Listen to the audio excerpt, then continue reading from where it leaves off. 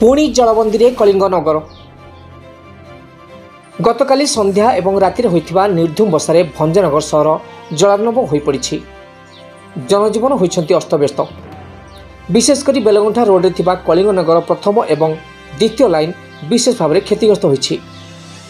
वर्षा जल मुख्य सड़क खसी कलिंग नगर प्रथम एवं द्वितीय गली पशि कृत्रिम बन्या सृष्टि करिछि, जहाँकि विगत वर्ष मध्य सृष्टि होइतिला। वर्षा पानी घरद्वार मुहरे थिबा जोगु विभिन्न समस्या सृष्टि होइछि।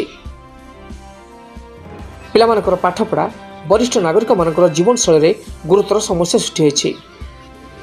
सकाळ एवं संध्या समय भ्रमण एवं दुकान बजार को जीवा आसिया परि कष्टकर हो पड़छि।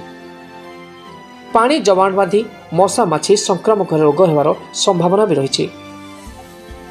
ए विषय नहीं गत वर्ष बारंबार कर्तृपक्ष दृष्टि आकर्षण कराई कौनसी फलप्रद हो पारना। एणु खूब शीघ्र यार समाधान नहेले रास्ता रोको भली आंदोलन पंथा ग्रहण करने स्थायी बासिंदा निष्पत्ति नहीं। गंजाम भंजनगर मागुणी मिश्र रिपोर्ट,